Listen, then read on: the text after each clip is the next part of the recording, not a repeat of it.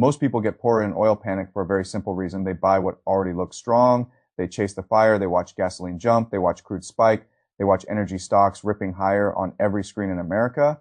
And they convince themselves that the obvious trade must also be the intelligent trade. I have watched that movie too many times. I watched people do it in 2022. I watched people do versions of it in 2008, in 1990, in 1979. Even the old stories from 1973 rhyme with exactly the same human mistake. Oil surges, fear spreads, everyone starts talking as if the world has permanently changed.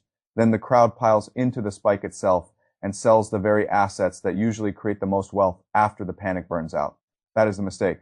And the reason it keeps happening is that oil crises are visual. They are dramatic. They are easy to understand. Tankers stop moving. Headlines scream about Hormuz. Gas stations change prices overnight. The Dow drops hundreds of points. Energy names go vertical. Fear becomes visible. And when fear becomes visible, investors love buying the visible thing, but that is not where the real opportunity usually is. The real opportunity usually sits in the assets people dump to pay for their fear. That is the point I want to make here, and I wanted to make it carefully, because this is where lazy people get themselves in trouble. I am not saying an oil shock is harmless. I am not saying supply disruptions do not matter. I am not saying you should ignore the seriousness of a real crisis in the Middle East. What I am saying is that if you study the historical pattern instead of reacting to the emotion of the week, you find something that most investors do not want to hear in the middle of a panic. The first trade is usually the crowded trade. The second trade is usually the profitable one. Right now, the first trade is obvious. Buy energy, hide in gold, run into defense, sell technology, sell airlines, sell consumer names, sell anything people think depends on lower fuel prices and a calm macro backdrop. That reaction feels sophisticated because it sounds serious. It sounds worldly. It sounds like you are respecting risk, but very often it is just recency bias wearing a suit. The reason I say that is simple. Over the last 50 years, every major oil spike has created the same emotional pattern and the same broad investor script. People assume the spike itself is the durable trend. They project the worst point forward. They pay peak prices for the assets most directly tied to the fear. Then the spike reverses, the panic cools, and the assets dumped during the fear begin recovering long before the average investor feels comfortable buying them. Again, that is why so much wealth gets created in the uncomfortable window between maximum fear and obvious relief. The crowd never likes that window. That is exactly why the window exists. Look back at 1973. The OPEC embargo made oil explode. It felt like the old world had broken. Then the spike eventually reversed. Look at 1979. Iran was at the center of the disruption and oil surged again. That episode felt existential too. And still, when the dust settled, the spike did not become a straight line to the sky. Look at 1990. Saddam invaded Kuwait. Oil doubled almost instantly. It looked like the only trade that mattered. That did not last either. Look at 2008. Crude ran to heights that made people speak as if expensive oil was the new permanent order. A few months later, it collapsed violently. Look at 2022. Russia invaded Ukraine. Oil surged. Everyone wanted energy. Everyone ran from growth. Months later, oil had already come down sharply, and the better long-term opportunity had been in quality assets sold during the Panic 5 spikes, 5 reversals.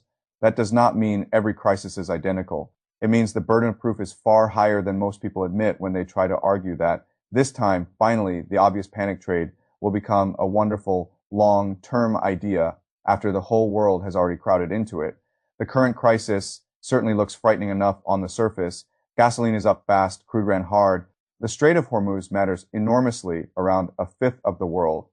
As oil flows through that corridor, tankers sitting idle create the kind of picture that turns a market scare into a public obsession. You do not have to exaggerate the seriousness of that to understand why people feel shaken. And this is where a lot of commentators stop. They say the setup is unprecedented. They say this disruption is larger than the old ones.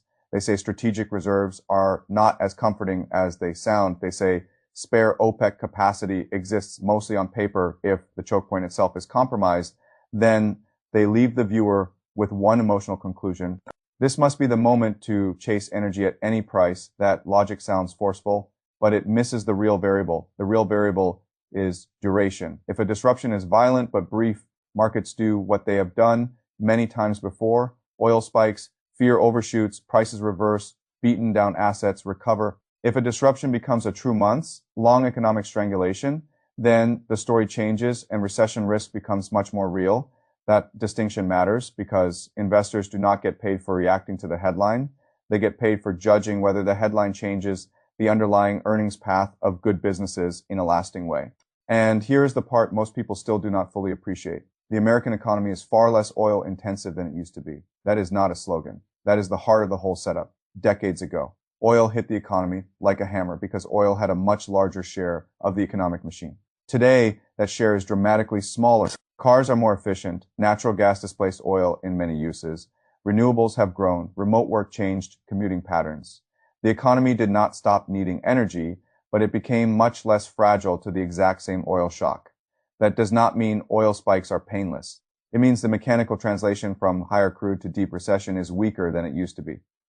That one fact changes the investment math more than most investors realize. Now, I want to be honest about the counterargument because it matters. Diesel still moves the world. You can become intellectually lazy if you hide behind a neat historical chart, pretend the real economy is untouched. Diesel feeds trucking, shipping, distribution, and the daily movement of goods people buy without thinking about the chain behind them. When diesel moves sharply, those costs do not stay in one place. They ripple, they show up in freight, they show up in retail, they show up in margins, they show up in household budgets.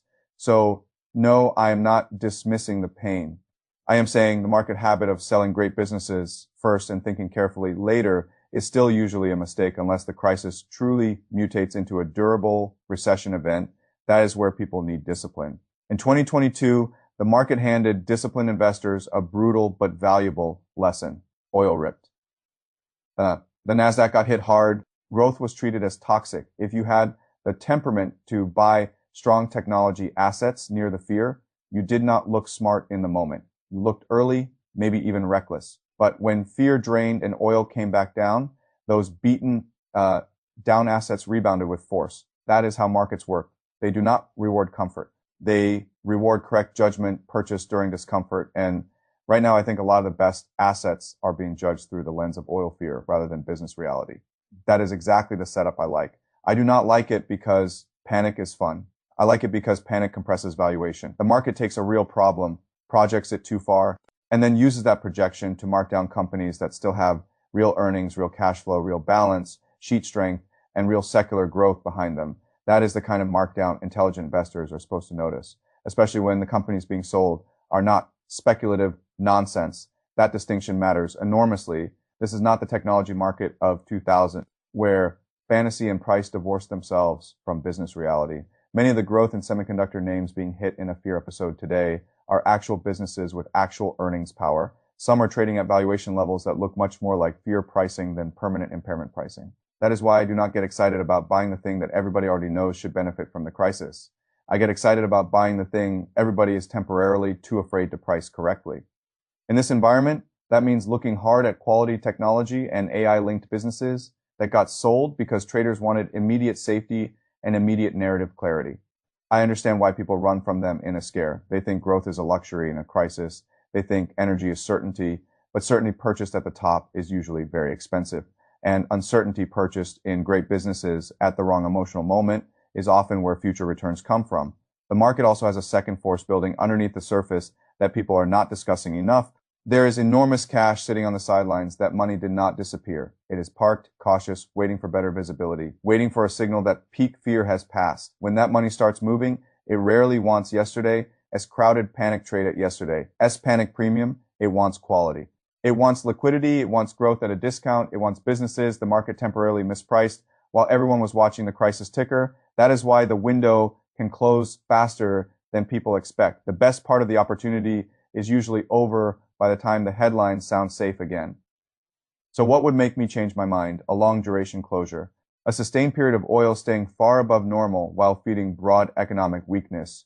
A genuine earnings recession rather than a fear-driven repricing. If the shock lasts for months instead of weeks, then you are no longer dealing with a routine panic pattern. You are dealing with a different cycle. That is the line to watch, not whether crude spiked. Crude always gets attention when it spikes. The line to watch is whether the spike lasts long enough to truly bend the broader economy. Until that happens, history keeps pointing in the same direction. The reactionary trade gets all the attention. The intelligent trade gets made quietly. The crowd buys what just went up. The patient investor buys what got unfairly marked down. That is why I would not build my strategy around chasing the hottest energy names after a fear explosion. I would spend my time building lists of excellent businesses sold for emotional reasons. I would focus on the companies with real growth, real earnings support, and temporary valuation compression. I would pay attention to where fear is creating mispricing rather than where fear is creating momentum, because the first order story in an oil crisis is always the same. Oil is surging, energy is winning, everybody feels late. The second order story is where the money usually gets made. Oil eventually cools, panic eventually fades. Great businesses bought during the fear recovery before the average investor can emotionally catch up. That is not guaranteed in every hour of every crisis. It is just the pattern investors keep relearning the hard way. The easiest thing to buy in a panic is the panic itself. The harder thing to buy is value hidden behind the panic. I have found that the harder trade is usually the one worth studying. So if you ask me what always happens in an oil crisis, my answer is not that oil spikes. Everybody can see that what always happens is that fear points the crowd one way and history quietly points the disciplined investor somewhere else. And if this crisis follows the same broad script as the other major spikes people swore were different, the best buying opportunity will not be in the trade everybody is celebrating today. It will be in the assets people were too frightened to touch when the screens were glowing red.